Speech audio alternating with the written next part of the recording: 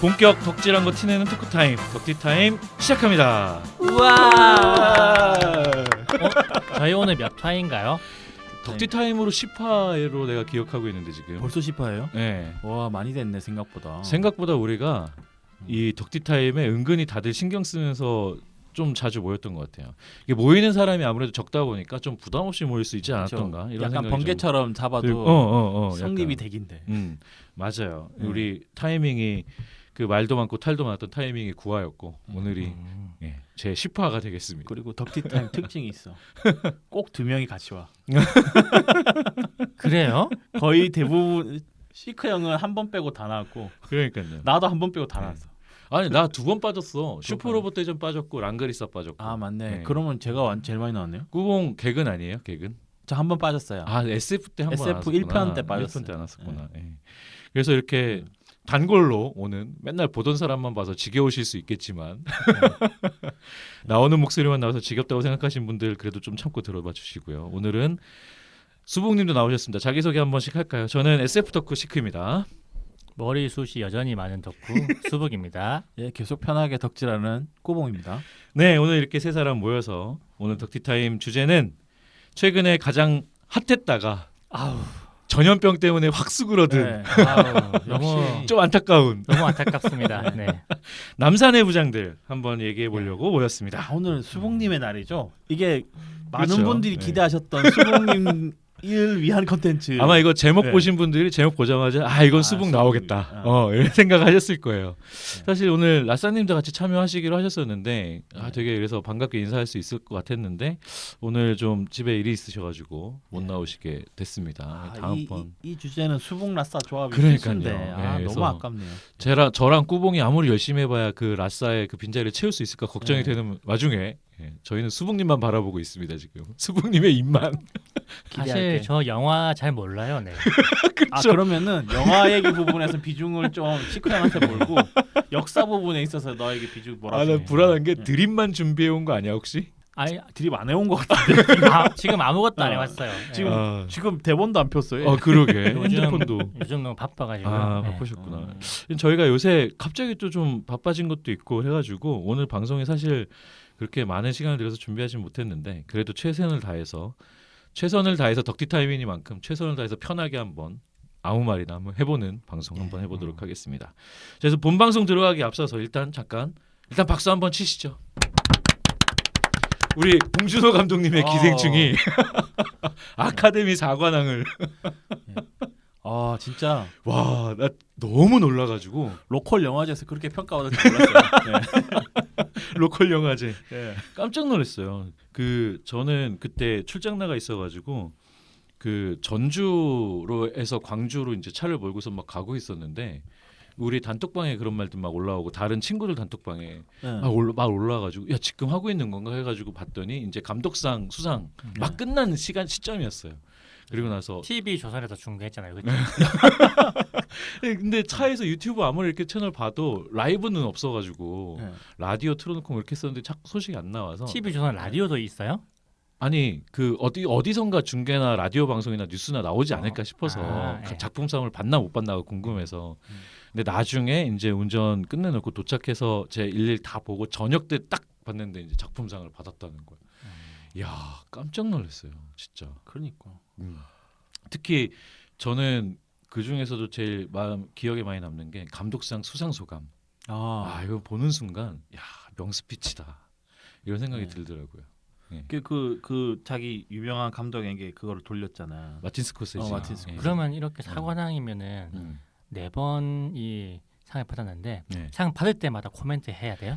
해야죠. 근데 받는 첫 대상이 번째는 받을걸? 각본상이라서 같이 코워크했던 그 사람이 같이 봉준호 감독도 코멘트하고 그 사람도 코멘트하고 그다음 감독상이니까 본인이 감독이니까 본인이 코멘트를 했고 국제영화상도 본인이 감독이니까 이제 그걸 했고 마지막에 그래서 본인이 다 하기 좀 그러니까 이제 곽신의 제작자한테 맞아. 이제 코멘트를 넘겼는데 그 코멘트 끝나고 불 다 꺼지고서 무대 내려가는데 사람들이 막 또 막 이랬잖아요. 그게 아무래도 본 감독한테 얘기를 하라고 시간을 더 주라고 했던 것 같은데 갑자기 투자자가 나와가지고 코멘트를 하는 이상한 상황이 벌어져가지고 야 이게 유래가 있나 해가지고 좀 찾아봤더니 한 번도 투자자가 앞에 나와서 그렇게 코멘트를 한 게 없었던 거예요. 역사에. 투자자가 제작자 아닌가요? 다른 건가요? 아 달라져. 네, 제작자는 말 그대로 영화 제작을 함께 해주는 그 제작사의 사람인 거고 투자자는 돈만 대준 사람이잖아요.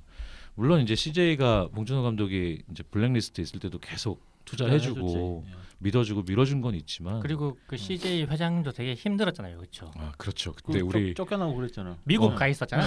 그래서 미국에 계셨던 거야 그분이.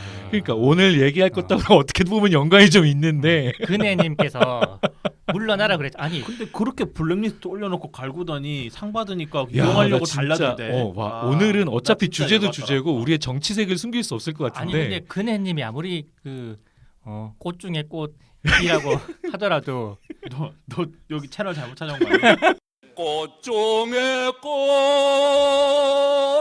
커내님 꽃 아니 근데 오늘은 사기업의 대표를 어떻게 이렇게 물러나라고 그러니까 아니, 압력을 넣을 수가 있어. 그래놓고서는 지금 저쪽 그쪽 이 대구의가 감독이라 그 감독이 대구 출신이라면서요. 생가 복원한다는 얘기 어, 듣고 나 뭐 난리가 깜짝 놀랐어. 났어. 무슨 뭐. 분리거리 만드냐? 제가 열받아가지고 진짜.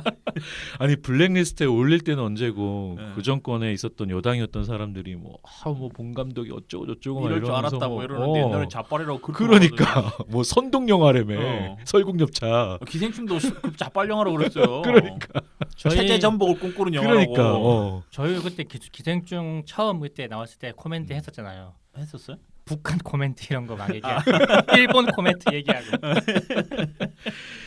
그렇죠. 예, 그런 우리 이번 주에 그런 일들도 있었는데 뭐 어떻게 보내셨어요? 이번 뭐 최근에 또 몇 주 만에 우리 만났는데 잘들 지내셨는지 근황을 한번 잠깐 얘기해 보시죠.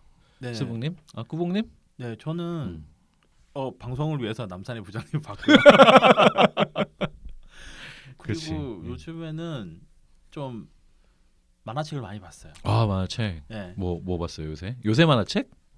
저는 요즘에 진짜 솔직히 말하면 왜 되게 부끄러운 아니, 듯이 그렇게 얘기하지? 좀 있으면 어. 김열의 칼날이 완결될 것 같거든요. 제가 김연애 항상 칼날. 얘기하지만 김열의 칼날 한번 했으면 좋겠습니다. 저 그거 봤어요. 봤어요? 재밌죠? 예, 그 꾸봉님의 어. 추천한 적 있어가지고 그쵸 옛날에 한번. 예, 만화방에 가서 봤는데 아 1권에서 막혔어요. 왜? 그림이 일단 너무 못 그렸고 그림체가 독특하다 그림 그러네. 독특한데 아니 못 그린 그림은 아닌데 근데 잘 그렸는데. 1권 한번 보세요. 1권. 1권은 좀 막 그린 느낌은 좀 있는데 1권으로 다시 일본- 가면 또 느낌이 근데 다르겠지? 저는 그 작가가 원래 어. 못 그린 사람이 아니고 자기만의 개성 있는 그림체를 위해 그렇게 그렸다고 생각을 해요. 저는. 왜냐하면 다른 거 축전 그리는 그림 같은 거 있잖아요. 다른 작가들이 뭐 백회 했을 때 그리는 그런 그림이나 아니면은 되게 멋지게 그리는 장면들이 있거든요. 뭐 일러스트레이트나 뭐 이런 네, 거 보면 그런 장면은 되게 잘 그려요. 그래서 이거는 근데 사실은 네. 제가 보기에는 이제 음. 만화의 기본이 좀 안 돼 있다. 그 저번 방송 그 작가님처럼 기본이 좀 안 돼 있다. 하여튼 느낌 많이 받으니까는 그분 지금 원피스를 능가하셨다고 이놈아. 지금 너 임마 지금 그거랑 똑같은 거야. 그 루리앱의 그거 뭐냐 그 펜선도 제대로 못 선이 그 얘기랑 똑같은 거야. 너 매장 당한다 진짜. 너. 조심해야 돼. 너 편집해주길 원해 안 해주길 원해. 네가 편집이지 오늘. 오늘 꾸봉님이 수봉님이 편집하는데 다 날리는 거 아니야 이거? 야 근데 이거 꾸봉님 집에 놀러 가면 다 볼 수 있는 거예요? 제가 김열의 칼날은 아, 이북으로 샀습니다. 이북으로. 이북으로. 깜짝 놀랐네 갑자기. 이북으로 사서. 이북으로 살 수 있구나. 그럼 만화방 안 가도 되잖아. 근데 만화방은 더 싸죠. 어떻게 빨리 읽는 사람이면. 내가 생각해보니까 만화에 너무 관심이 없어서 만화가 이북으로 나온다는 사실을 몰랐다. 전혀. 저 완전 전율이네요. 상상도 못했다. 그렇겠구나. 이북으로 가세요. 그러게 이북으로 사면 되겠네. 진짜. 요새는 이북 뭐라고? 잠깐만 고투 노스라고 얘기한 거지 지금. 아니 그런 것도 모르시고 이북으로 가시면 되겠네. 뭐라고 진행해야 저 될지 솔직히 말하면 모르겠다. 순간 때릴 뻔했어요. 야, 이런 거를 라싸가 되게 잘 끊고 잘 받아주는데 힘들다 땀나네요. 예.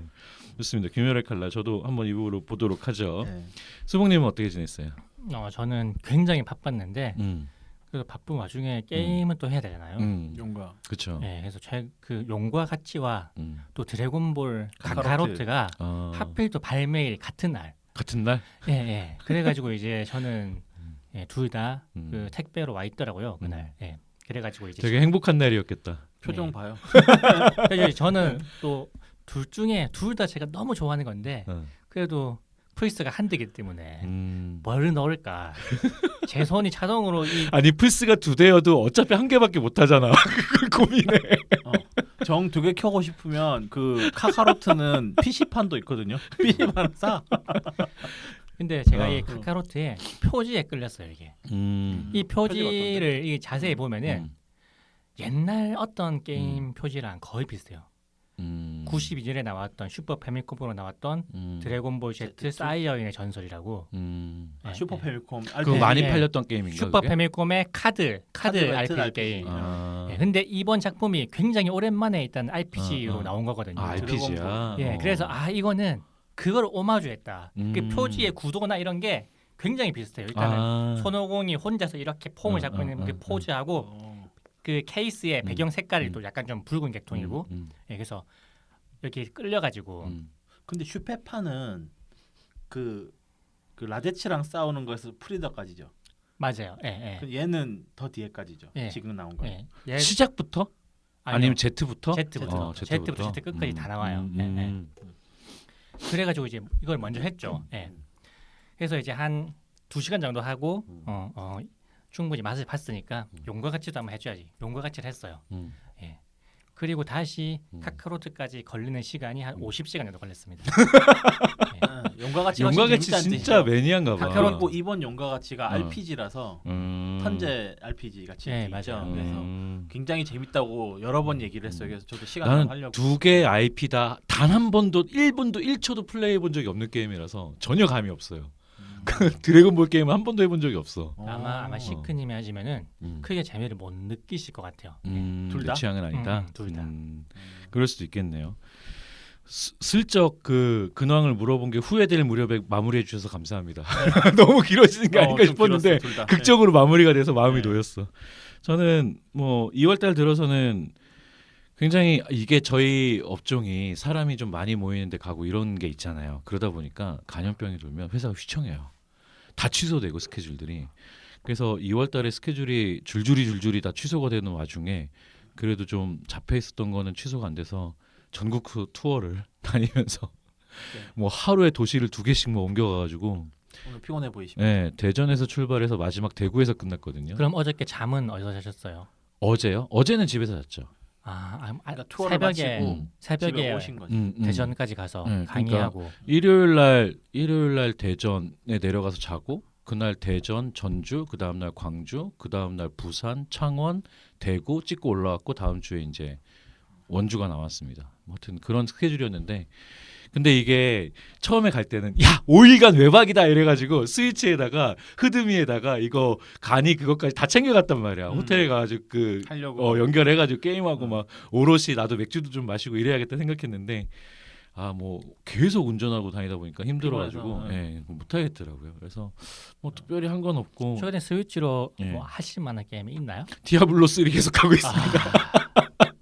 나도 심각하게 고민했다니까. 근데 디아블로 그거 3 하면 살까? 잠 오잖아요. 야 근데 재밌는 게 스위치로 이렇게 디아블로를 하잖아. 그럼 누워서 이렇게 하다 보면 잘 안 졸린다. 슈로데 하는 것보다 안 졸려. 근데 이거 왠지 PC에 큰 화면에서 다시 해보고 싶다는 생각이 들어서 PC에 디아블로를 키면 바로 캐릭터 고르는 창에서 꺼버려. 재미없어가지고 그 장면에서 재미없어서 신기해. 스위치라면 재밌다니까. 이게 어. 그거라니까 이 패드가 그게 확실히 있어. 패드 감성이 있나 봐. 근데 패드로 뭘 하면 되게 불편한 게 인벤토리 구조도 이런 게 되게 불편하게 돼 있긴 해. 맞아. 패드에 버튼 체중이 열어서 있어서. 링커맨드 같이 하잖아요. 불편해. 그래서 이게 뭐 정리도 되게 힘들고 자동으로 정리되는 건 좋은데 뭘 내가 가지고 있는지 어떤 것들 서로 비교하는 것도 좀 귀찮고 아이템 이렇긴 비교할 때 엄청 한데 귀찮아요. 근데 그것 때문에 PC판으로 할까? 키면 캐릭터 선택창에서 끈다니까. 스위칭 그렇게 열심히 하는데. 어쨌든 간에 잠에서는 슈로데가 이겼다는 거예요. 슈로데 짱입니다. 슈로데 수면제는 그 효과는 그러면 정말 잠 안 오면은 슈로데 스팀으로 한번 해보세요. 스팀. 네. 키보드로 컴퓨터로 슈로데 키면은 잘 땐 침대에서 자야 되니까.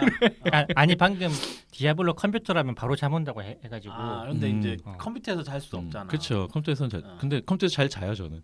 의자에 이렇게 널브러져가지고 좀 자다 깨고 그러는데 그래서 얼마 전에 슈로데 V가 스위치로 이 T가 좀 히트 친 다음에 T하고 X하고 다 나왔잖아요. V하고 X하고. 네, 네. 근데 참전작을 보니까 V가 되게 좋아하는 작품들이 많은 거예요. 성강의 화사 얘기체들도 나오고. 맞아. 그- V가 먼저 나오고 XT인데 그 삼강의 화사의 그 연출 저 되게 좋아요. 음, 마지막 그래서, 필살기 연출이 페넬로프하고 네. 크사이하고 둘 다 나오는 거죠. 크시하고. 그래서 크시 그 마지막에 이제 플레이어를 향해서 총 쏘는 게 있거든요. 탕 이러면서 하는 거 있는데 그 진짜 세발 쏘았으면 탕탕탕. 멋있어. 하여튼 그거를 살까 말까 고민만 하다가 힘들어가지고 디아블로만 하루에 한 2-30분 하다 자고 뭐 이런 생활을 하다 왔습니다. 그리고 기생충 그 영화 때문에 사실 오늘 방송 컨디션이 좀 안 좋아요. 여러분들은 어떤지 모르겠는데 이 기생충 수상 소감을 듣고 호텔에서 계속 넷플릭스로 다시 옛날 거 막 있잖아요. 설국열차 이런 거 다시 보고 기생충도 예전에 본 거 집에 와서 또 몇 번 다시 보고 이랬더니 방송 날에는 그걸 몇 번을 다시 봐요? 와, 대박. 저 원래 하나 꽂히면 계속 반복해서 보거든요. 이렇게 많이 보기보다는. 근데 저도 요즘에 카카오톡 하면서 만화책 다시 읽고 있는데 드래곤볼. 만화책이 더 재밌더라고요. 게임보다 만화책이 훨씬 재밌습니다. 그건 당연한 거지. 그래서 이 방송이 오늘 남산의 부장들이면 남산의 부장들을 좀 이렇게 좀 빠져서 와야 되는데 머릿속엔 계속 봉준호 영화만 있는 거예요 지금. 그래가지고 좀 그렇더라고요. 그래서 오늘 좀 준비가 부족하지 않나 이런 생각이 드는데 그래도 남산의 부장들 한번 오늘 얘기를 한번 본격적으로 시작해 보도록 하겠습니다. 앞설이 되게 길었네요. 되게 길었어요. 네. 자, 남산의 부장들 어떻게 보셨어요?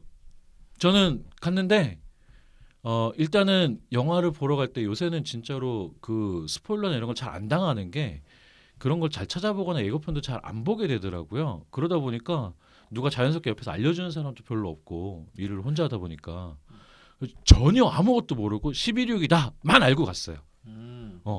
그래서 되게 재밌게 봤어요. 엄청. 근데 어차피 이게 그래도 어느 정도는 역사 베이스라 이거는 뭐 스포일러라는 게 사실 없잖아요. 그렇죠. 이거는 네. 그 헨리의 무슨 뭐 그 뭐죠 그거 임진왜란 거. 임진왜란 결과 모르는 거. 그치. 근데 그런 건 있단 말이야. 예를 들어 옛날 그때 그 사람들 같은 경우에는 그 뒷부분도 나오잖아. 저격 사건 이후에 뒷부분도 나오고 거기에서도 코미디도 있고 해가지고 그 영화 그것도 몰랐던 거니까 어느 시점에서 영화가 끝나는지도 몰라가지고 어디서부터 시작하고 어디서 끝나는지 몰라가지고 첫 시작하는 장면에서 뭐 40일 전에 코리안 게이트 이상한데? 여기서 시작하는데 40일이라고? 잠깐만 내가 잘못 알고 있는 거야. 이 상태로 시작했는데 오히려 그렇게 좀 설정을 해놓고 픽션을 가져다가 이름도 좀 바꿨잖아요. 픽션을 가져다 이렇게 긴장감 있게 연출을 해놔가지고 저는 굉장히 재밌게 봤어요. 어떻게들 봤어요? 수봉님 감상은 맨 마지막에 듣도록 하겠습니다. 기대돼. 부담되지 마세요. 알았어. 그럼 수봉님 먼저. 영화 잘 몰라요 저는. 네, 수봉님 먼저 어떻게 봤어요? 저는 이 영화가 나오기 전부터 기대를 많이 했었어요. 그랬을 것 제가 같아. 영화를 원래 잘 안 보는데 이건 같이 보러 가자고. 그러니까. 그 뭐 작년에 그 퀸 영화도 제가 굉장히 기다렸고 보헤미안 랩소디. 이 영화도 이제 제가 또 좋아하는 장르의 내용이라서 그 전부터 이제 기대 많이 뭐 예고편 같은 거 있잖아요. 그런데 이제 김재규 김재규가 아니죠 여기서는 뭐죠 이름이? 김규평. 근데 뭐 근데 우리 실명 씁시다. 나 헷갈리더라고. 그냥 저도 이거 그 실제 영화 이름을 저도 기억이 지금 안 나요. 지금 난 사람은 그 전두혁 그 사람 말고는 전두혁 말고는 전두혁은 이름 왜 조금 바꿨어? 다른 이름들은 매칭이 안 되더라고요. 감독이 제일 싫어하는 캐릭터가 누군지 알 것 같아. 나는 이 사건에서 전두혁이 아닐까? 그리고 또 이 영화 장면 중간에 실제 그 옛날 모습들을 넣잖아요. 그래서 굳이 이거를 가명으로 할 필요가 있을까? 그런 것도 있었는데. 근데 맞아요. 저는 이 감독이 그런 논란을 피해가기 위해 굉장히 노력을 많이 했다는 느낌. 노력을 많이. 그건 뒷부분에 가서 우리가 연출이나 이런 거 얘기할 때 좀 더 얘기할 건데. 계속 평을 하시죠. 제가 어디까지 얘기했나요? 그러니까 맞다. 그 이름. 김재규. 예고편을 봤는데 김재규 역을 이병헌이 맡았다는 거. 이거는 꼭 봐야 된다. 그래? 나는 처음에는 이미지가 좀 반대였는데. 처음에 이제 딱 배역만 보고도 이거는 김재규를 위한 영화다. 나는 이병헌이 김재규가 어울리나라는 생각을 했었거든. 처음에. 트리뷰트다 이거는. 저는 이거 저도 그 생각했어요. 김재규를 위한 영화가 되지 않을까? 김재규에 대한 일단 어떤 이병헌이란 배우의 재평가를 위한 영화다라고 해가지고 그렇게 생각했구나. 그때부터 기대를 많이 했죠. 왜냐하면 어떤 방식으로 영화를 그릴지가 눈에다 이제 보이니까 이 배역만 보고도. 그리고 두 번째 트레일러 나왔는데 트레일러 제일 마지막에 음. 김규평이 음. 예, 제일 마지막 대사가 있잖아요. 음. 각하 정치를 대국적으로 하십시오. 이러면서 딱 어, 끝나요. 맞아, 맞아, 엄청 맞아, 바른 맞아. 대사잖아. 어. 예, 예. 그거 보고 어떻게 기다리지? 막 눈에 그려진다 막. 그래서 어. 그 영화가 개봉하고 네. 나서 얼마 안 돼서 라스타님하고 같이 봤어요. 아싸 같이 봤구나. 어. 포드 페라리를 같이 보고 이 수북이 영화를 볼 때는 라싸랑 같이 보는 것 같아. 좀 생각보다 영화 취향이 비슷해요. 아 그렇구나. 꾸봉님 어땠어요? 보고 나서. 저도 처음에 수목영 비슷하게 이게 김재규를 이쁘게 포장하는 영화가 되지 않을까라고 생각하고 봤는데 전 생각보다 되게 밋밋한 영화로 봤어요. 생각보다 중립적이고 굉장히 중립적으로 그리기 위해 사건을 노력한? 편집을 했어. 아 그러니까 그렇지. 근데 이게 아무래도 이제 저희 같은 사람들이 생각하는 그 사건에 대한 입장과 그다음에 우리 국민들이 생각하는 입장은 조금 괴리가 있을 수 있거든요. 예. 그럴 수 있죠. 그렇기도 예. 하고 저는 이 감독이 이제 이 여기서 되게 기분 나빠할 그 세력들이 훨씬 더 어떻게 보면 질이 좋지는 않잖아요. 그렇죠. 그러니까 그 사람들의 공격을 피하기 위해 굉장히 노력하지 않았나 그런 부분들도 많이 보였어 네. 나도. 맞아요. 그 뒤에 가서 그런 얘기도 좀 네. 얘기를 하고 싶은데, 근데 실제로는 저도 약간 비슷한 생각을 안 한 건 아닌 게 이병헌이 김재규고 그리고 이번에 만들어지는 영화라면 생각해 보면 우리가 12.6에 대해서 김재규 뭐 탕탕절 이런 얘기 한 지가 몇 년 안 됐어요. 한 10년도 안 됐어. 제가 알기로는 이게 이렇게 확 수면으로 떠오른 게 그 우리 꽃 중에 꽃 그네님께서 대선 주자로 떠오르는 그 시점에서 이게 맞아. 그래. 같이 그 시점쯤 맞물려서 됐던 것 같다. 그러면서 어. 이제 그 그분의 음, 아버님 얘기가 나오고 그분이 아버님의 최고 그러니까 뭐 어떻게 이런 보면 거 이게 다분히 나와서. 좀 정치적인 의도도 사실 깔려 있다고 봐야 돼요. 그런 이제 뭐 그치. 탕탕절이라 이런 이야기를 그렇죠. 만들고 그걸 유행시키고 이런 부분들이 네. 그러니까 그 이전 세대 사람들한테는 김재규는 사실은 공식적인 오피셜인 언론 보도라든지 보도자료라든지 이런 정부가 만들어갔던 이미지에 굉장히 그 많이 쌓여 있는 그런 게 있는 게 아무래도 좀 더 저변이 넓겠죠. 그런 이미지가. 근데 특히 관심이 없는 사람들은 그냥 그 큰 언론들이 얘기한 그런 데서 아니면 역사책에 받게 나온 되지 것처럼 않아요? 굉장히 그냥 드라이하게만 대통령 시해자 뭐 그 정도 사건으로만 이렇게 배웠을 테니까. 근데 최근에 이제 그런 분위기가 되면서 영화가 이병헌이 김재규를 맡았다는 얘기만 듣고서는 이거는 그래도 최근에 우리 같은 사람들의 시각을 좀 반영한 게 아닐까. 그리고 저는 정도로만 생각을 뭐 했죠. 어쨌든간에 이 이병헌 배우의 용기도 저는 대단하다고 생각해요. 그것도 네. 있는 것 같아요. 근데 용기를 넘어서서 나는 이 지금 시나리오를 봤으면 되게 욕심나는 배역이었겠다는 생각도 좀 들더라고. 보면은 모든 씬이 다 어떻게 보면 모든 씬이 다 내면 연기를 해야 되는 씬들이라서 연기력을 시험 받는다라는 느낌을 받을 수 있겠다는 생각이 들었어. 배우가 이 시나리오나 콘티를 받았으면 야 이건 좀 도전인데 이런 생각을 좀 할 것 같다라는 생각도 좀 들었어요. 영화를 보고 나서. 좀 여기서 사실 뭐 연기가 필요한 배역은 김규평밖에 없잖아요, 사실. 뭐 저는 저도 생각이 달라요. 나는 모든 배우들이 연구가 다 굉장히 필요했다고 생각했는데 저도 다 당연히 다 어. 필요하다고 생각했고 저는 오히려 있잖아요. 그 이병헌 씨보다는 다른 분들이 연기가 더 좋았어요. 저는 왜냐면 이게 걔도 이제 그 김재규의 메인인 영화잖아요. 근데 이제 사실 이게 기간이 굉장히 짧다 보니까 42일간이 이야기잖아요. 그러다 보니까 등장인물이 변화가 좀 그 신경의 변화라든지 갈등이라든지 이게 되게 변화가 별로 없어요. 그러니까 그치. 짧은 순간에 대한 짧은 이야기니까. 순간에 대한 이야기라서 그래서 어떻게 보면 좀 밋밋했어요. 저는 배역들이 전부 다.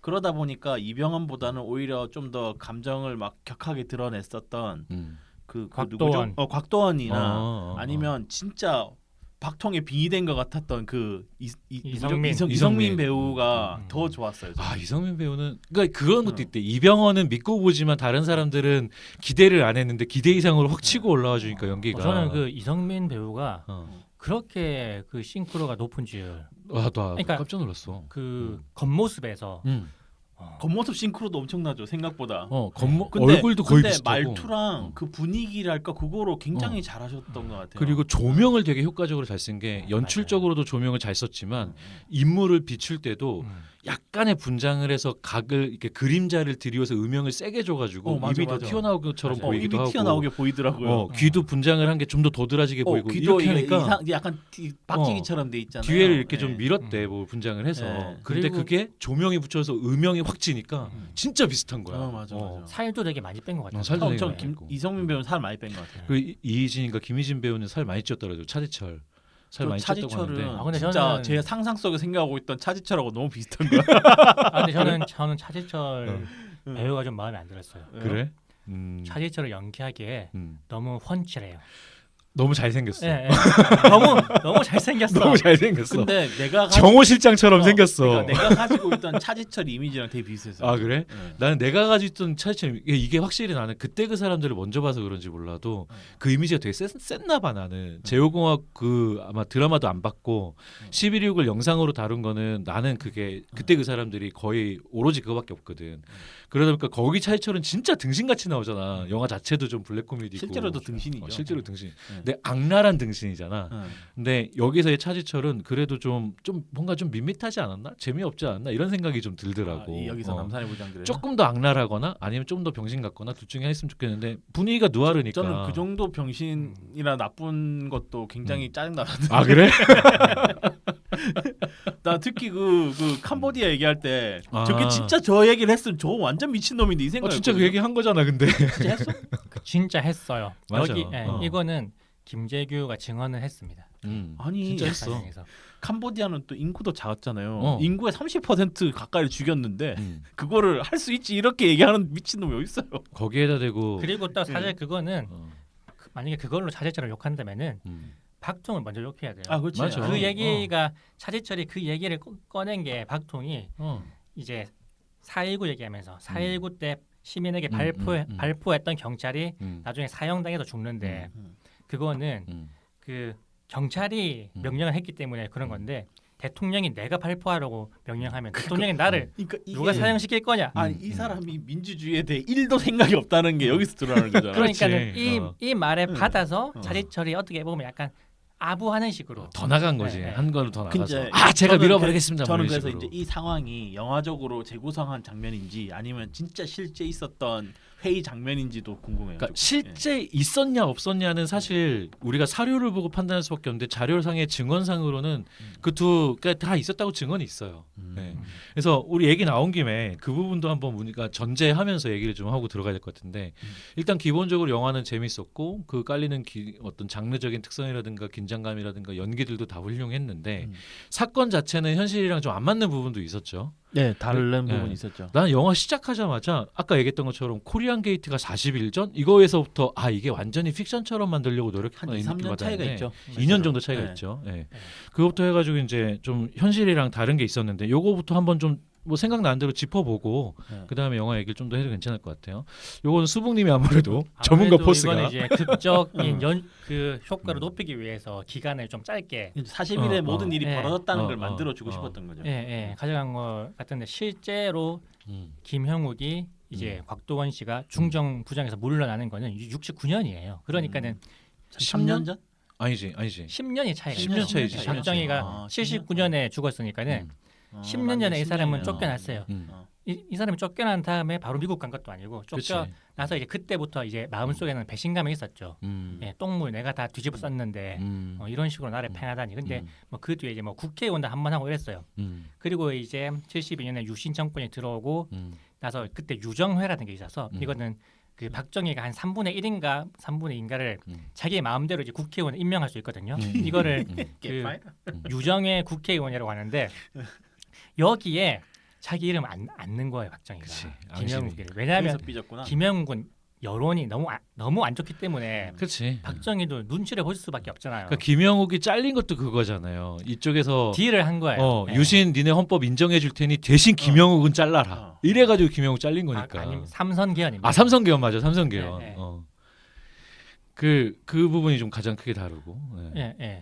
계속 해보면 예. 그리고 이제 국회의원도 안 시켜주고 맞아. 이러다 보니까는 이 사람이 이제 미국을 간 거예요. 예, 근데 이제 미국에서 처음에는 조용히 있었대요, 그냥. 근데 이제 박정희는 그때부터 불안한 거죠. 얘가 이제 한국에 하는 거 아닌가. 한국이 없고 다른 데 가 있으니까 내 눈밖에 있으니까. 자기 치부를 가장 잘 아는 사람이. 그렇지. 그렇기도 하고 박정희도 그때 당시에는 미국이 자기를 싫어한다는 걸 알고 있었으니까 그렇지, 그때 뭐 정보부가 접촉할 수도 있겠다는 생각을 그때 많이 했던 한미 것 관계가 같아요. 최악이었고 그때 그 코리아 게이트가 터졌어요. 그치. 코리아 게이트는 이제 박동선이라는 로비스트가 한국 쪽 로비스트가 그 미국 의원들에게 뇌물 엄청 뿌려가지고 그러니까 뭐 얘네들 뭐 심심하면은 그때는 뭐 미군 철수 카드가 엄청났거든요. 그치.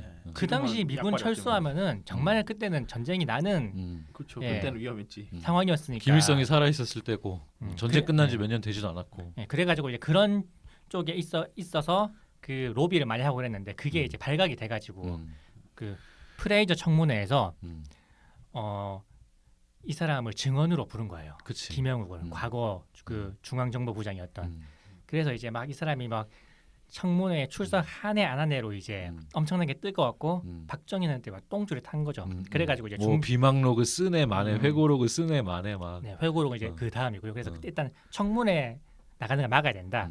그래가지고 그 중정이 이제 그 역할을 했어요. 김재규가 해서 김재규가 가서 이제 나가지 말라고 설득하고 했는데 쇼부치고 뭐. 아니 근데 실제로 가서 만난 건 아니라면서 김재규가 미국에. 편지를 보냈어요. 그러니까 편지를. 예. 영화에선 실제로 가서 만난 걸로 나오지만 실제로는 친구도 아니고 그렇게 미국 가서 만난 사이도 아니고 맞아요. 만날 사이도 아니고 그랬다 그러더라고. 편지가 지금도 그 있는데 굉장히 로맨틱가 있었어요.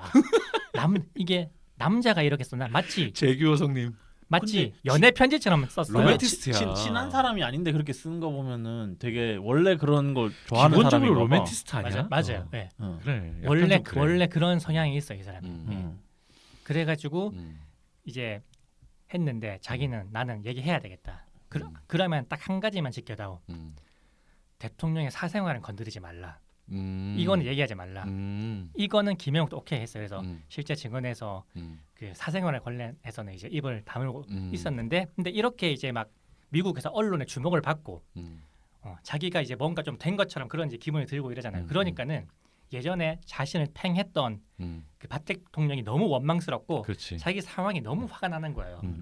그래서 그때부터 그 회고록을 쓰기 시작했고, 예, 그래서 그거를 뭐 출판하니 많이 하고 그래가지고 또 한국에서 난리가 나가지고 이제 어떻게 뭐 한국으로 들어오라고 막 회유하고, 그리고 한국에 있었을 때 김형욱이 뒤를 봐주던 이제 뭐 스폰했던 여배우를 또 어떻게 가서 좀 접촉을 하라 해가지고 뭐 꼬시고 했는데도 안 통했어요.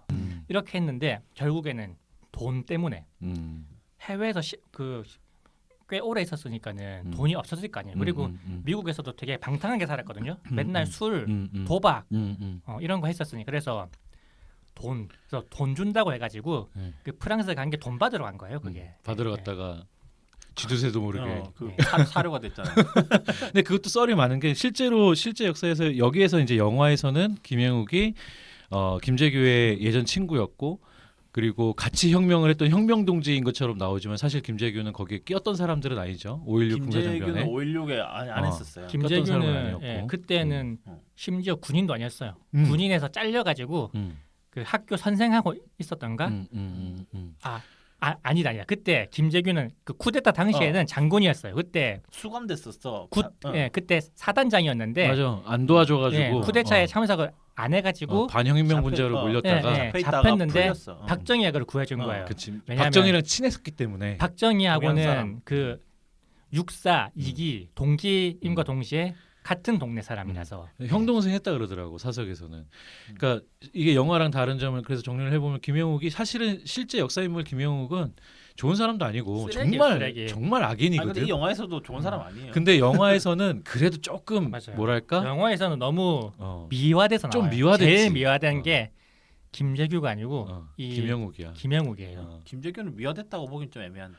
그건 좀 애매하지. 캐릭터에 대한 얘기는 뭐 사건만 좀 다른 점만 짚어보자면 사실 김영욱은 지 살려고 뭐 이렇게 그 약점 잡은 거 가지고 딜치다가 저기 어떻게 쥐두새도 모르게 간 그런 아주 나쁜 놈인 거고. 그러니까는 비참하게 죽었다는 게 안타까운. 그 이제 뭐 사료가 된 게 하나도 뭐 그게 뭐 불쌍하다거나 그런 느낌이 느낌은 없어. 전혀 안 드는 사람이에요. 이 사람이 한 악행들을 보면은 근데 그 사료됐다는 것도 보면 썰이 많은 게 사료가 됐다는 썰도 있고 뭐 국내 들어왔다가 어디 폐차장에서 죽었다는 썰도 있고 이게 사료 썰이 그게 아마 그 주간지 음, 인터뷰한 전직 음, 그 국정원 직원이라는 사람이 증언한 게 사료 썰인데요. 근데 나중에 그 국정원에서 이거 반박했어요. 그런 적 없다. 그러니까 그냥 우리가 총 쏴서 죽인 다음에 어, 낙엽으로 덮었다라고 하는데 뭐가 맞는 얘기인지는 그치. 알 수가 없죠. 근데 왜냐면- 진실은 저놈의 그리고 이게 뭐 결국에는 우리나라 정보부가 프랑스가 와서 사람을 죽인 거잖아요. 그러니까 이제 사실은 이거는 정부에서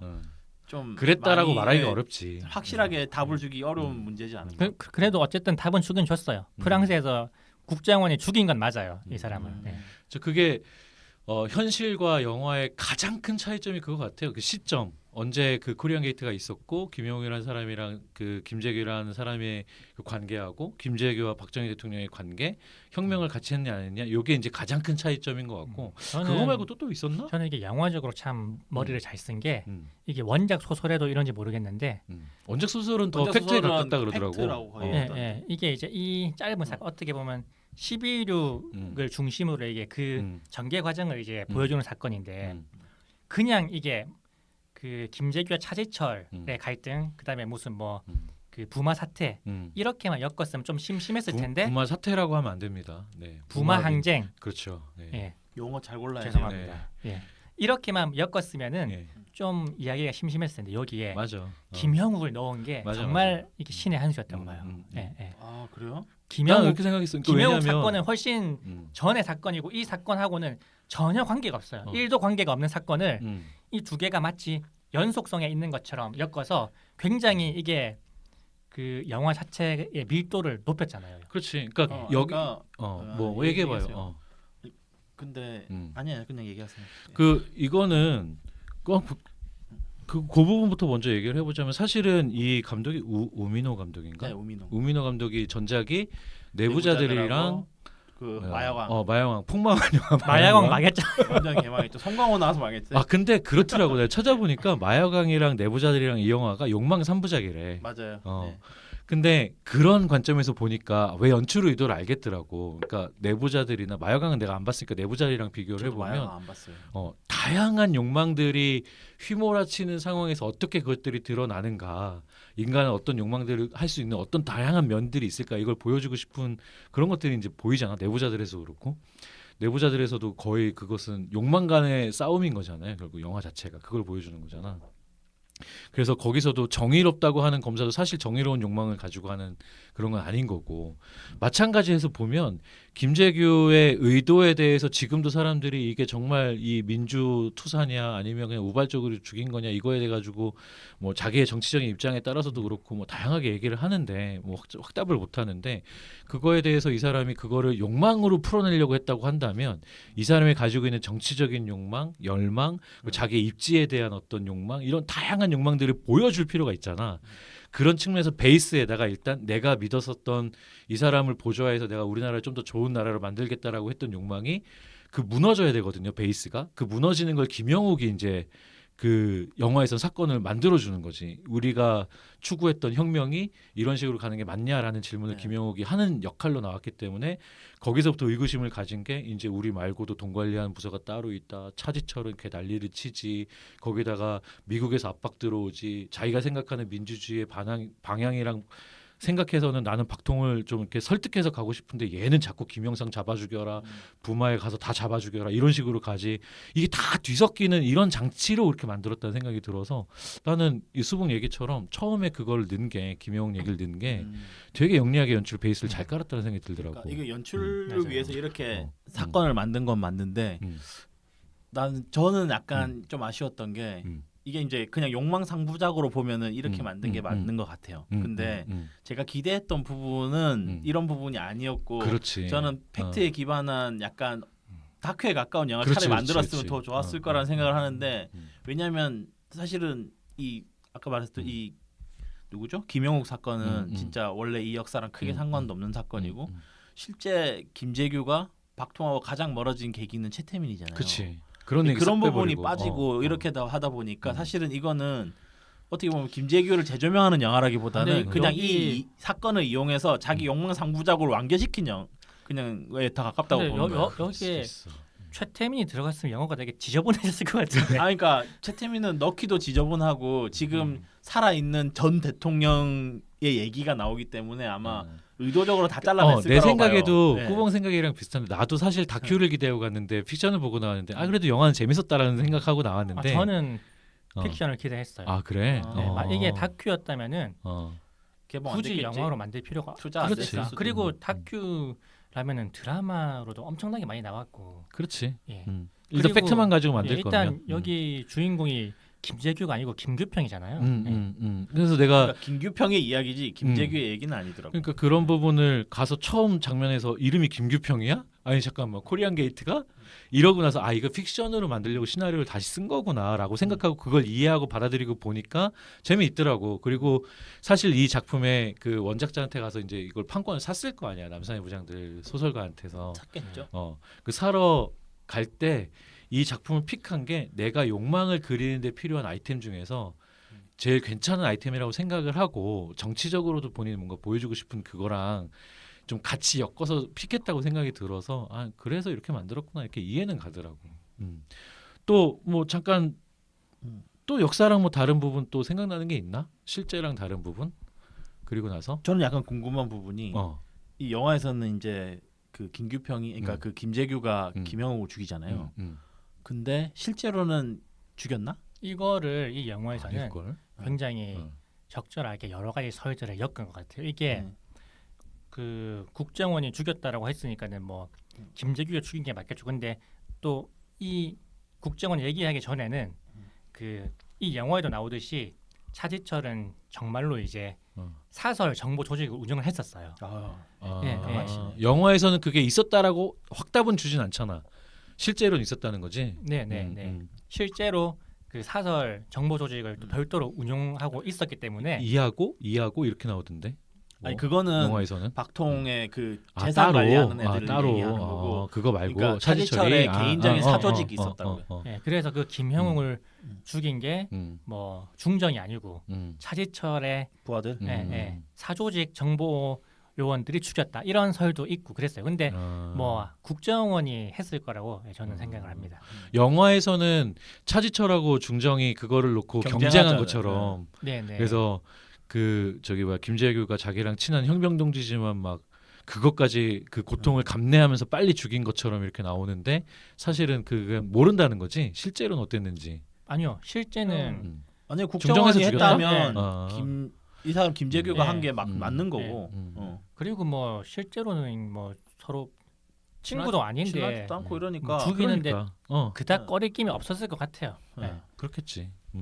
그런 파트들이 좀 있었습니다. 그래서 영화 자체는 실제의 사건들에서 모티브를 좀 가져오고 사건들을 좀 잘 짜집기를 해서 시나리오를 써서 실제로 이 11.6의 40일 전서부터 코리안 게이트가 있었던 것처럼 편집을 쭉 해가지고 어디에서 끝나냐면 저격이 벌어지고 박정희가 죽고 그 다음에 차를 타고 가다가 6번으로 가냐 중정으로 가냐 이 질문에 고민하는 장면에서 카메라를 싹 빼서 차만 비춰준 다음에 차가 유턴해서 딱 하면서 끝나죠. 네, 그렇게 해서 이제 영화가 끝나는데 자, 이 영화 어때요? 재밌는 점서부터 한번 얘기를 해볼까? 장점이나 강점서부터 한 번씩.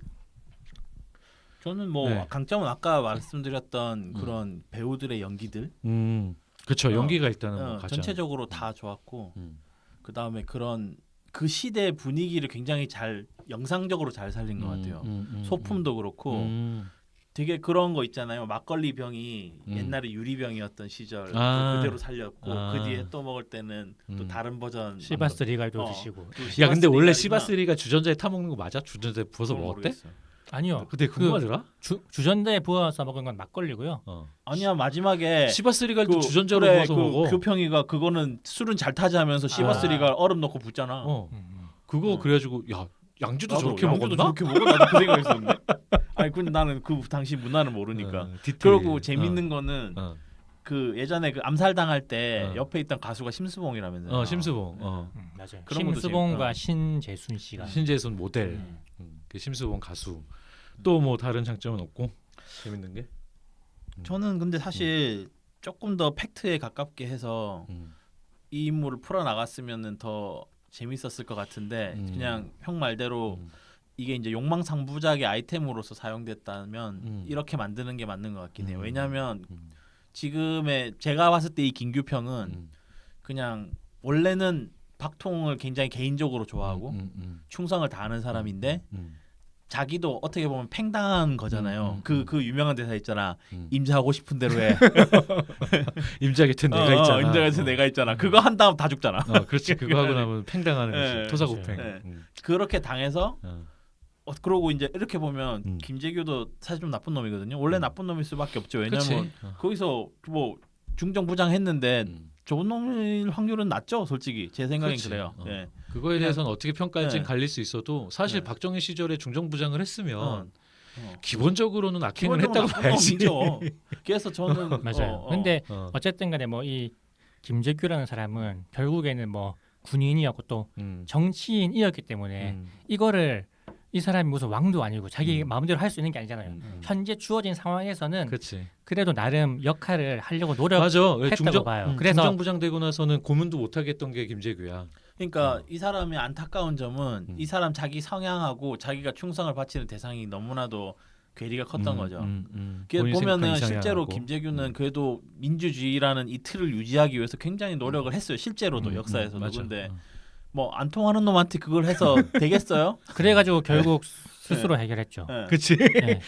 근데 어. 좀 솔직히 이제 저는 김재규 씨한테 좀 미안한 마음은 있지만 그렇게 안 했어도 박정희에 내려왔을 거예요. 근데 그랬을 수도 있어. 근데 저는 그 트리거가 저는 근데 이게 뭐 예전에 그 마틴 루터 킹의 유명한 연설 있잖아요. I have dream. 네. 거기에 보면은 뭐 이제 링컨 노예제를 폐지한 링컨에 대해서 막 얘기하는 대목이 있는데 링컨에 대한 비판도 사실 많죠. 그렇지. 뭐 이게 노예를 위해서 한 게 아니고 북부의 이익을 위해서 한 거 뭐 이런 거 많아요. 어. 근데 이 마틴 루터 킹 목사가 그런 이야기를 하면서 뭐 그래 그런 거 안다. 그래도 어쨌든 간에 그 사람은 그 일을 했다. 그 사람은 결국은 노예제를 폐지했고 그래서 우리 흑인들이 이만큼 살고 있다. 그거를 모두 다 부정하는 건 아닌데 왜냐하면은 이런 식으로 문제가 해결됐다 보니까 결국 전두환 같은 애들이 다시 기어 나와서 바로 차지했고. 저는 근데 이게 이 맥락이 저는 바로 이어지지 않는다고 보거든요. 전두환은 전두환이라는 이 욕망의 씨앗은 박정희가 그 전부터 심어 놓은 거예요. 그치.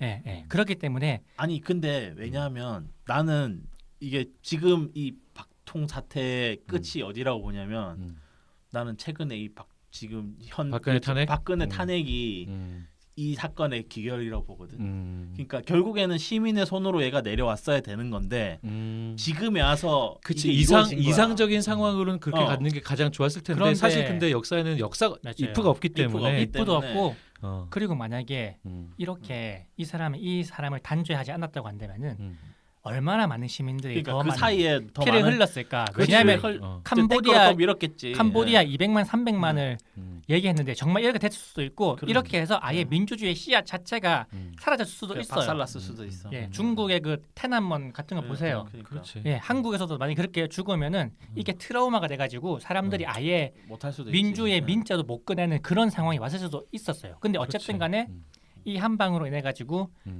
당분간이지만 서울에 봄이 왔었고 맞아. 예. 그리고 그 뒤에 짧게 전두환이라는 왔지만. 사람이 나오긴 하지만 이거는 이 사람이 우발적으로 툭 튀어나온 거지. 이 사람이 쿠데타로 자기 상관인 정승화 총장을 체포했기 때문에 이렇게 이야기가 흘러간 거지. 만약에 그 전두환에게 이런 욕망이 없었다고 한다면은 이렇게 흘러가지 않았을 거예요. 그리고 어쨌든 간에 전두환의 독재는 그래도 박정희의 독재보다는 솔직히 많이 완화되었다. 예.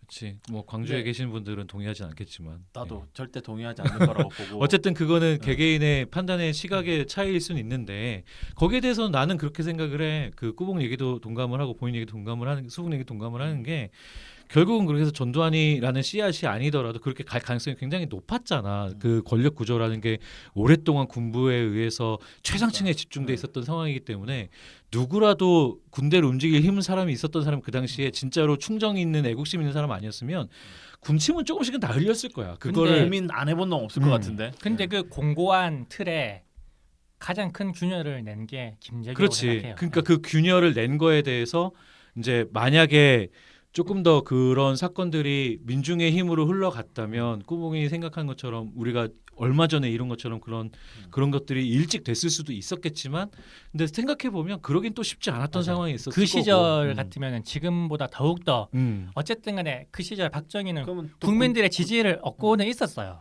네. 그리고 그게 또 되게 어떻게 보면은 되게 이상적이지만 현실적으로 불가능하다는 생각이 또 좀 드는 게 전두환이 바로 정권 잡자마자 한 게 뭐야? 광주에 있는 사람들 막 죽인 거 아니야? 그러니까 뭐 만약은 없으니까 이랬어야 된다 저랬어야 된다 아쉬운 그러니까 건 되게 아니, 많은데 네. 저도 이게 뭔가 그 상황이었다면 사실은 민주적으로 해결되긴 어려웠겠죠. 근데 이제 그런 과정으로 내려오는 게 훨씬 더 그치 국민들에게 좋았을 텐데 좋았을 거다라고 얘기하는 거고. 물론 이제 그리고 그 진짜 그 응. 박근혜가 효녀인 게 결국 이루어졌잖아요. 그치 아버지의 끝을 확실히 해줬잖아. 얼마나 좋아. 그래서 아쉬운 부분도 있죠. 실제 응. 역사에서는 아쉬운 부분도 있긴 있는데 아니 그러니까 이 엔딩 장면에서 모든 사람들이 그 애틋함을 느끼는 거지. 왜냐하면 많은 사람들이 그 전두환이 권력을 잡은 게 중정으로 안 가고 육본으로 갔기 때문이다라고 생각하는 사람들이 많잖아요. 근데 저는 어찌됐든 간에 그 뒤는 순탄하지 않았을까로 해요. 만약에 맞아. 중정으로 가서 뭐 김재규가 그래서 뭐 장악했다고 쳐요. 그다음에 뭐 그 죽인 것도 차지철의 소행으로 다 몰고 그렇게 했다고 쳐요. 그럼 그 뒤는 그러니까 그 뒤는 뭐 김재규가 뭐 권력을 잡을 건가?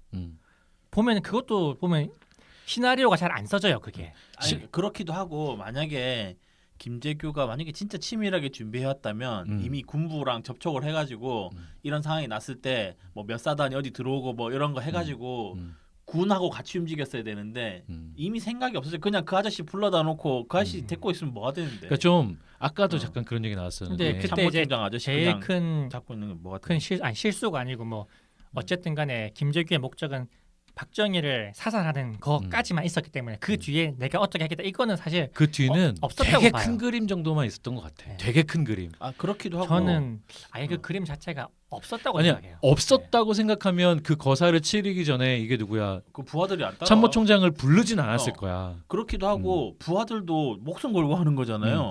그러니까 불렀다는 얘기는 어. 대략적인 생각. 그러니까 예를 들면 이 사람을 붙잡아 놓음으로써 군을 못 움직이게 하고 임시 국회 같은 거를 뭐 이렇게 자기가 어떻게 해선 주재를 해서 열어서 거기서 다음 사람들을 뽑을 수 있는 어떤 이런 조직체를 대충 만들어서 선거하면 되지 않을까? 이 정도만 생각했던 것 같아 그냥. 이때 제일 그래서 이 큰 사람이 사람의 욕망을 이해를 못했던 거야. 그러니까 내가 아까 얘기했던 거기에 동감한다는 게 굉장히 로맨티스트 같아. 맞아요. 그래서 이 사람이 가장 그 여기서 큰 음. 그 실책은 그 술자리에 앉아 있던 사람이 심수봉, 신재순 그리고 차재철, 박정희, 김재규 그리고 또 한 사람이 있는데 그 김계원 비서실장이에요. 비서실장. 이 김계원 비서실장은 전직 중앙정보부장의 또 그 전에는 육군 참모총장 출신인데 이 사람은 근데 되게 김재규보다 훨씬 더 그 좀 유약하고 좀 약간 그 온순한 사람이었어요. 그 차이철한테 엄청 무시당했다며. 차이철이 그렇게 무시했대잖아 비서실장. 근데 엄청 선배일 텐데 그지. 네, 근데, 그렇죠. 군대에서도 엄청 선배. 근데 이제 이 김계원 실장을 통제를 안 했어요. 그렇지. 이 김계원 실장은 김재규가 총으로 쏘는 걸 다 보고 다 봤으면 입단소 시키던지 아니면 무슨 그러니까. 잡아두던지 죽이던지 뭘 해야 되는데 어. 그냥 방치해 둔 거예요. 그러니까는 이 김계원 비서실장이 가가지고 자기가 본 걸 얘기할 수밖에 없잖아요. 그치. 사실대로 김재규가 같이 짜지 않았다면 음. 팩트대로 얘기하는 수밖에 없고. 김재규가 쏘았다. 김재규가 그 상황에서 거기 있었던 자기 부하들이랑 김계원을 제대로 컨트롤을 못하고 그냥 급하게 빠져 나가 버렸어. 그러니까 그때 김재규가 정신이 없었던 것 같아요. 만약에 정신이 없었다는 얘기가 그러니까 거지. 그 뭐 신발 벗고 나오고 막 그러잖아. 내 신발 어디 갔어 그러고 그러잖아. 그때 뭐 그 부분을 통제하라고만 명령을 했었다면은 그러니까. 그 중정 요원들이 이제 그렇지. 그거는 사실 어려운 일이 아니거든요. 그렇지. 예. 그렇지. 그때 그 사람들에는 그 장면이 나오잖아. 그래서 맞아요. 그 시신을 밖으로 내보내려고 할 때 직원들이 야 이거 어떻게 해야 되냐. 아 씨발 뭐 말을 해줘야 내가 이거를 보내든 안 보내든 할 텐데 왜 말을 안 해주고 갔냐. 이러면서 이렇게 시체를 반출을 해버리잖아. 근데 사실 이제 그 장면에서 이제 똑같이 그런 생각을 하는 거지. 이 사람이 정말로 치밀한 계획이 있었다면 얘를 데리고 어디로 가면서 얘네한테 뭐라고 지시를 하고 김계원은 그러니까. 어떤 역할을 시키고 이게 돼야 되는데 내가 생각하기에는 그 정도까지 치밀하진 못했고 큰 그림은 어느 정도 평소에 생각하던 만약에 지금 박정희가 죽으면 우리나라 어떻게 해야 되지? 요 정도만 가지고 있는 생각에서 그래 오늘이야 그리고 죽이고 나서 그러니까. 막상 사람 죽인다는 게 얼마나 힘들어. 그러니까 확 당황한 것 같아. 정줄 놓은 거죠. 정줄 놓은 거지. 그 그래서 친밀함이 떨어지는 거죠. 그 치밀함이 우발성이 굉장히 높다는 거예요, 실제로. 그래서 우리가 그거는 로맨티스트라서 그래요. 뒤에 가서 맞아. 조금 더 캐릭터에 대한 얘기 마지막에 내가 이 질문을 하고 싶었거든. 김재규는 왜 그랬을까에 대해서 각자의 의견을 한번 생각해보고 얘기해보는 걸 해보려고 그랬는데 뒤에 가서 한 번만 더 얘기하고 요거는 일단 수북님은 이 영화의 장점 보고 재밌었던 점 뭐가 있었어요?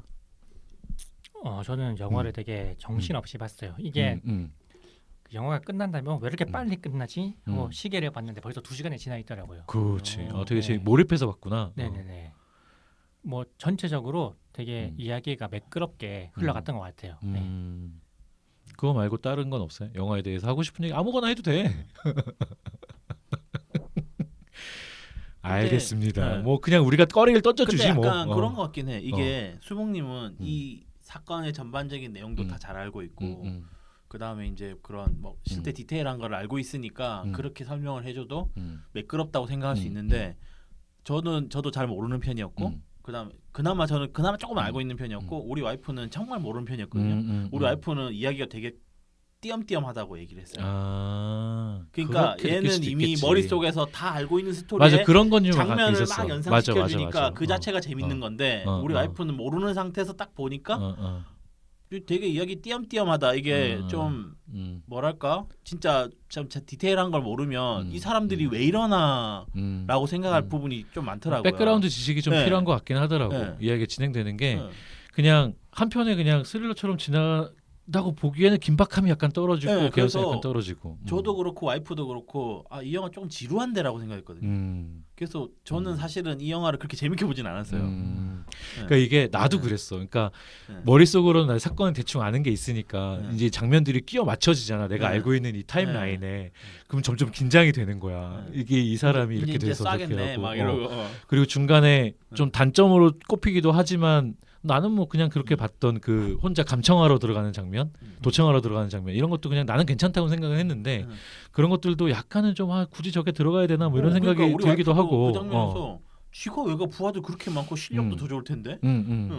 그래서 그런 것 때문에 중간중간 그런 생각이 들긴 했지만 언제 쏘나 이렇게 가가지고 언제 폭발하나 저기서 뭔가 트리거가 되는 다른 게 또 다른 연출적인 그런 건 없을까 이렇게 하는데 이 와중에 막 이 연기하고 분위기 특히 이 음악이 분위기를 엄청 잘 가져가더라고. 그 카메라 연출도 그거는 그렇고. 좋았어요. 저는 이 장면을 만든 건 진짜 잘 만들었다고 생각해요. 진짜 우리나라 이 영화판 연출력이 엄청나다고 생각했어요. 근데 영화 자체로는 재미없었어요. 그런 부분들. 뭐 그럼 자연스럽게 생각나는 장면이 있는데 아까 그 여기 나오는 그 박통의 대사가 있잖아요. 그 임자? 임자 하고 싶은 대로 하라고. 내가 임자 곁에 내가 있잖아. 임자 뒤에는 내가 있으니까. 요게 정말 연애편인가? 실제 박정희를 잘 묘사한 것 같아요. 이게. 실제 그렇게 얘기를 했대요. 아니 실제 이렇게 얘기한 건 아닌데 실제 캐릭터를 잘 예, 대표하는 그러니까 대사라는 임자라는 거지. 단어를 많이 썼다는 건 저도 알아요. 이런 약간 좀 교활한 캐릭터 이렇게 얘기해가지고 정확하게 지시는 안 했지만은 뭔가 하게끔 어떻게 보면은 뭐 미필적 고의라고 할 수 있는 이렇게 해놓고 자기 쏙 빠지고 이런 거를 근데 그게 일본 야쿠자들이 하는 방식이잖아요. 맞아요. 그러니까 이 그거는 박정희도 일본에서 교육을 받고 그 박정희가 이제 막 술 한창 꼴고 이러면은 일본어로 막 헛소리하고 막 아니요 일본 막 군가 부르고 그랬대요. 그치 그 만주에서 그 독립군 그다음에 청와대 뒷마당에서 일본국 장교복 입고선 말 탔다며. 또라이 새끼가 진짜 죄송합니다. 졸라 이러는데 그래가지고 이제 새끼가. 중정 이런 식으로 많이 활용한 게 예전에 그 김대중 납치 사건도 이게 어. 일어난 게 어. 이제 유신이 선포되고 난 다음에 김대중이 이제 한국을 못 들어오잖아요. 계엄령이 선포됐어요. 그래서 김대중은 미국, 일본 이런 데를 돌아다니면서 민주화 운동을 계속 하거든요. 그래서 이제 이게 되게 너무 눈꼴셔가지고 이후락한테 그때 중정부장한테 약간 이런 식으로 지시를 해요. 좀 처리해라. 그러니까 마음대로 해. 하고 싶은 대로 해. 하고 싶은 대로 해. 내가 다 근데 해줄게 이랬는데. 이후락이 생각하기에는 죽이라는 건가 아니면 살려서 데리고 오라는 건가 이게 이해가 안 되잖아요. 이게. 그래가지고 결국 그 일본에서 이 DJ를 납치를 해가지고 죽이지 못하고 바다에 빠뜨려서 죽이려고 하는데 이제 CIA가 이거를 어떻게 알아가지고 입수해가지고 미국이 죽이지 못하게 왜냐하면 박정희는 미국의 눈치를 굉장히 많이 보기 때문에 그 최소한 차분하게 바로 죽이지 않을 거다라는 음. 그 생각이 있었다고 하더라고요. 네. 음. 뭐 이 사건도 있고 뭐 김영우 사건도 있고 음. 이렇게 그 자기 밑에 사람들을 자기는 직접 지시는 안 했지만은 예. 근데 그게 독재자들의 전형적인 용인술이기도 하죠. 이인자들을 경쟁시키고 특정한 사람들한테 이 본인 편애를 몰아주는 것처럼 하다가도 다른 사람한테 또 똑같이 이렇게 진행하면서 둘을 이렇게 경쟁시키는데 그거 이제 토사구팽의 대표적인 대사로 이렇게 말을 하지만 그래요. 실제로는 그렇게 하는 게 상당히 상대방을 신뢰하고 있다는 느낌을 주는 거잖아. 그러니까 네가 내 이인자야라고 인정해주는 말이면서 동시에 이 사람이 다른 누구한테도 그런 말을 할지도 모른다는 생각이 드니까 더 그 사람이 요구하는 수준이 뭔지 모르니까 더 넘어서게끔 하는 거잖아. 그래서 여기에 이제 그 대사를 계속 하고 토사구팽시키고 이걸 반복하다가 나중에 김규평한테 얘기했을 때 김규평이 되묻잖아요. 각각 제가 어떻게 하길 바라십니까? 근데 이게 책임 회피의 단어예요. 특히 야쿠자들 이 방법을 많이 쓰는 이유는 그렇지. 자기가 직접적으로 안 시켰기 그러니까, 때문에 부하들을 감옥 보내는데 굉장히 편한 시스템이잖아요. 그런 것 같아요. 혹시 뭐 영화에 아쉬운 점이나 이런 것도 있나요? 저는 뭐 아쉬운 점을 계속 아까 얘기했었고 아까부터 얘기를 했었죠. 수분 또 뭐 있어? 좀 써놓을 걸 그랬어요. 아쉬운 점이 있긴 있었는데 좀 내가 얘기를 먼저 해볼게. 잠깐 정리 좀 해봐. 내가 생각한 제일 이 영화의 아쉬운 점은 뭐냐면 되게 현실과의 거리감을 두고 중립적으로 만들려고 노력을 많이 했는데 근데 되게 졸렬했어. 내가 보기엔 감독의 연출이 어떤 좀 점이요? 졸렬한 게 그러니까 이 연출의 내용들을 보면 결국은 이 영화만 보면 김재규가 많은 욕망을 가지고 있어서 우발적이든 계획적이든 그거를 판단은 이 보는 사람의 몫으로 돌린다는 식으로 연출을 했단 말이지.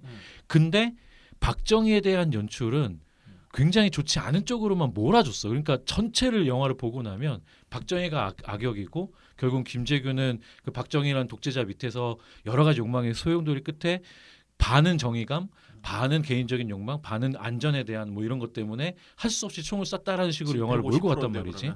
응? 150%인데. 아니 뭐 어쨌든 그 반이라는 거를 그렇게 수치적으로 이해하지 마 이 공대생아. 죄송합니다. 나는 인문계라고. 이과 망해라. 3분의 1이라고 하시죠. 문학적 표현을 좀 아무튼 방송을 수학적으로 하십시오. 그 다양한 욕망이 있는 사람처럼 그렸지만 사실은 김재규는 약간 선한 쪽의 인물로 그려지고 박정희가 악한 쪽의 사람들로 왜냐하면 박정희의 대사가 기억나는 게 임자 마음대로 하고 싶은 대로 이것만 남는 거 봐도 그렇게 연출이 됐잖아.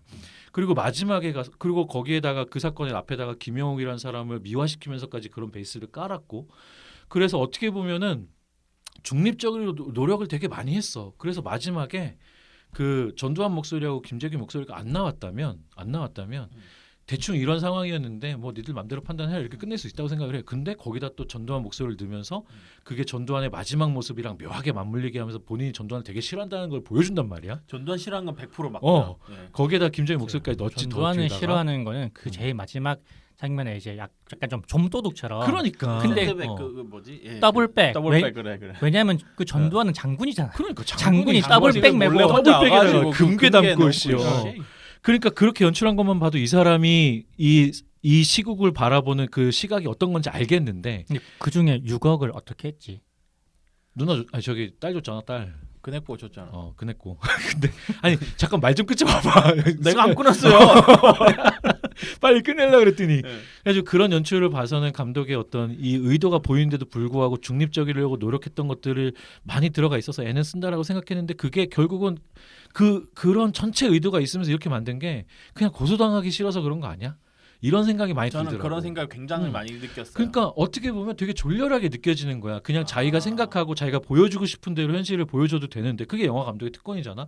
그렇게 하면서 가명을 써도 되는 걸 가명 쓰고 사건도 막 이렇게 재교생하고 이렇게 해가지고 마치 자기는 중립적인 것처럼 하면서도 슬쩍슬쩍 본인의 이런 태도들은 보여준단 말이지. 저는 그래서 좋았어요. 그게 난 되게 졸렬하다고 느꼈어. 저는 안타까웠는데.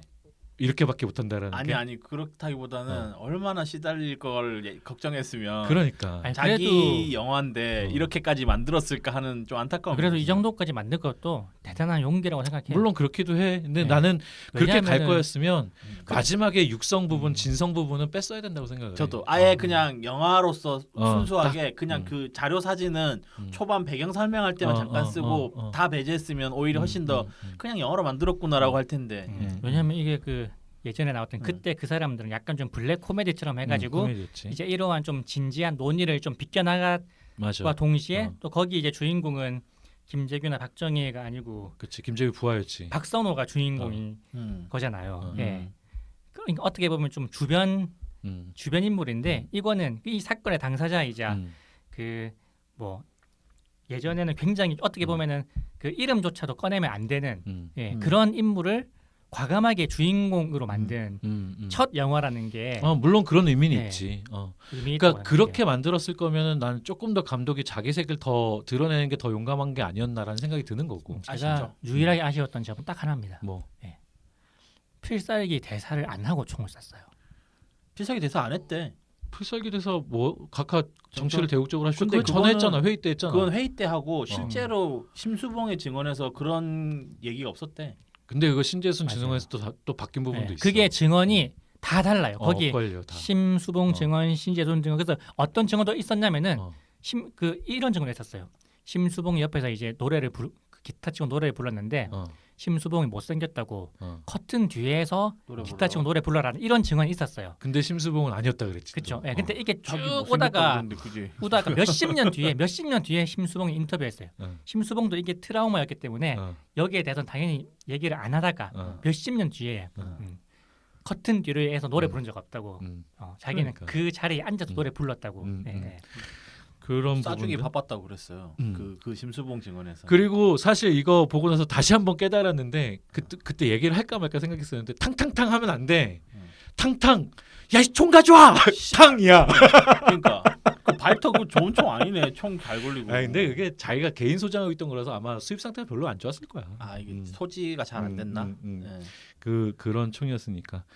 그러면 얼추 이제 우리가 뭐 이런저런 얘기를 해본 것 같은데 혹시 뭐 남은 얘기가 있나? 나는 남은 얘기는 아까 얘기했던 거 그거 김재규는 왜 그랬을까? 요거 정도? 혹시 뭐 다른 얘기 하고 싶은 거 있어? 저는 이화고가 누구였을까 되게 궁금해요. 그거 맥거핀이었지 영화에서는 네. 끝까지 안 나오고. 그거는 없어요. 없어? 따로? 그게 뭐가 박정희 있을까요? 돈 관리해준 조직이 따로 있지 않았을까 근데? 근데 이게 참 음모론으로 가면은 끝도 없는데.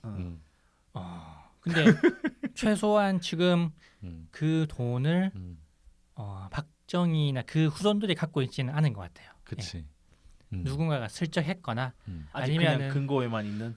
드러난 게 너무 적잖아. 우리가 네. 생각했던 그 사람이 쌓아뒀을 거라는 부에 맞아요. 비해서 드러난 게 너무 적으니까. 맞아요. 왜냐하면은 어. 만약에 그게 후손들에게 갔다고 한다면은 그 유경재단 그 조그만 걸 두고 그 그렇게 싸울 리가 형- 있어. 형제 어. 자매들이 서로를 막 죽이고 살리고까지 할 정도로 싸울 그래서 필요가 그 얘기 없었을 막 텐데. 있었잖아요. 최씨 일가가 그 가져간 거 아니냐. 그러니까 최태민이 가져간 거 아니냐 뭐 이런 얘기도 어. 있었고 전두환이 다 꼽을 친 거 아니냐 그런 얘기도 있고. 저는 근데 근데 최씨- 이 영화에서는 저는 전두환설을 그렇지. 믿는 것 같았어요. 전두환설을 믿는 것 같았어 나도. 왜냐면 싹다 전두환이 가져갔다. 계속 그 중요 장면에서 차지철하고 회의에도 다 따라다니고 뭐 어차피 보안사 진짜 사령관이었으니까 꼴배기 그럴 수 시키 있는데. 나오지 않냐 전두환. 어. 와 진짜 눈빛 너무 그 싫더라. 배우도 참 잘 뽑은 것 같아. 잘 뽑았어. 말투도 좀 비슷하고. 근데 이제 여기는 전두환이 차제철 꼬봉으로 나오지만은 실제 전두환은 차제철의 꼬봉이었습니다. 네. 차지철이 꼬봉이었지. 차지철에. 근데 그 마음 속으로는 굉장히 싫어했대요. 왜냐하면 친했을 것 차지철이 같아. 차지철이 군 경력이 짧잖아. 그 그다음에- 모든 군 출신들이 다 무시했던 거야. 차지철은. 네. 전두환은 6사 11기인데 차지철은 6사 12기에 지원했다가 떨어졌거든요.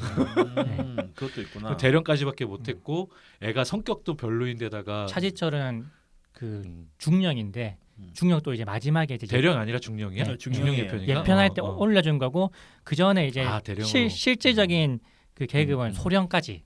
그래. 그러니까 어디서 연간 미만 잡다이가 그래서, 김재규한테. 그래서 김재규도 사실 장군으로 어. 예편했잖아요. 그렇지. 네. 그러니까 되게 보기 싫겠지.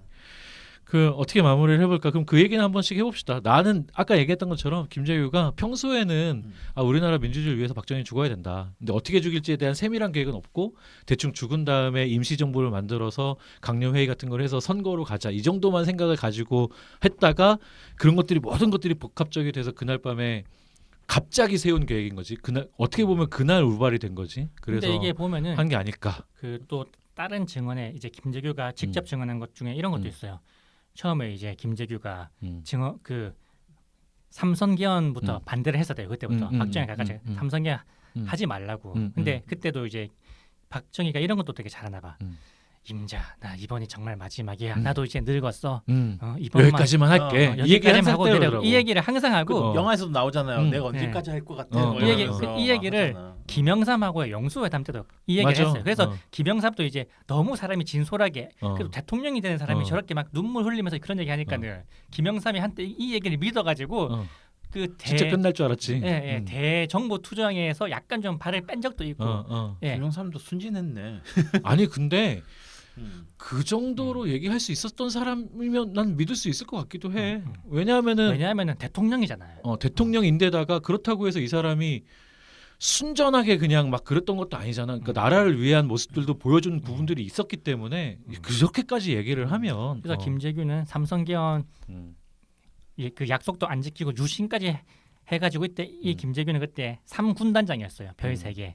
그래가지고 이제 박정희가 시찰에 나오면은 거기다가 내가 가둬야 되겠다 이런 계획까지 맞아. 세웠다고 하고 그리고 또 이 12.6 전에 한 5, 6개월 전에도 이런 비슷한 이런 이제 연회가 있었을 때 이때는 육참총장뿐만 아니고 공군참모총장하고 해군참모총장까지 부른 적이 있었다고 하더라고요. 팩트예요? 네, 팩트예요. 팩트야. 그래서 이때 시해를 할까 안 할까 예, 또 고민을 했었다고 그러니까 합니다. 어떤 식으로든 제거해야겠다는 생각 자체는 늘 하고 있었던 것 같아. 근데 그거에 대해서 치밀한 계획을 세우거나 이런 거 없이 약간 낭만주의적으로 이렇게 되면 뭐 임시정부 쓰고 과도기 정부 쓴 다음에 전 국민 투표를 하고 민주주의 만세 이렇게 되지 않을까? 그리고 했던 것 근데 같아. 진짜 로맨티스트라고 생각한 게 사실 이렇게 되면은 자기 목숨 찾는 게 1번이거든요. 사실 왜냐면 이 일을 버리고 난 다음에. 맞아. 근데 자기는 그런 점에서 약간 초연하다고 자기 스스로 약간 보여주고 싶었던 것 같아요. 그런 것도 있었던 그 것 같아. 왜냐하면 진짜 목숨이 걸려 있으면 엄청 디테일하게 짰을 거예요. 이런 시해하고 나서 그 뭐 중정부에서 정보 다루던 사람이 네. 그런 계획 못 짤까? 다 짤 수 그러니까 있지. 되게 로맨티스트였던 게 맞아요. 맞는 것 같아요. 그다음에 중정 부장이 된 것도 음.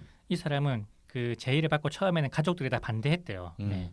그런데 이 사람은 이제 자기가 중정 부장이 돼가지고 대통령을 좀 더 가까이서 보자 하면서 온건하게끔 유도하겠다. 그렇게 만들겠다라고 했는데 박정희한테 충성심이 있었던 것 같아요. 맞아. 했는데 자기가 이제 그런 제안을 할 때마다 다 씹히고 차지철한테 무시당하고 그게 컸던 것 같아요. 나중에는 발포하겠다 2,300만 밀겠다 이러니까 어. 확 돈 거지. 나중에는 뭐 그 김재규가 이제 막 재연하고 그다음에 보고하고 이런 것들을 차질처럼 시켜서 한번 그거 김재규가 얘기한 거 한번 조사해 보라 이런 것까지 했었대요. 그러니까는 김재규 입장에서는 견딜 수가 없었던 거죠. 그렇지.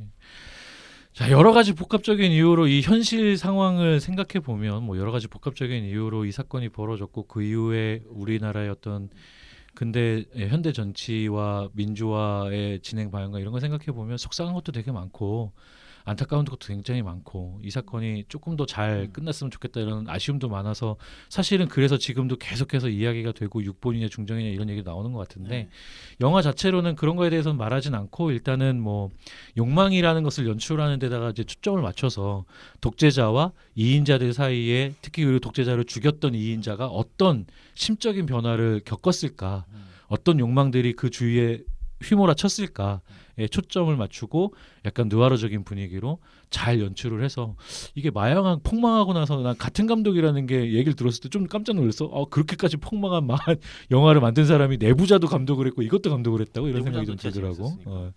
그런 영화 오늘 얘기를 한번 해봤습니다. 그래서 얼추 1시간 넘게 했는데 오늘 방송 여기서 좀 정리를 해야 될 것 같고요. 혹시 뭐 추가로 하고 싶은 얘기 있어요?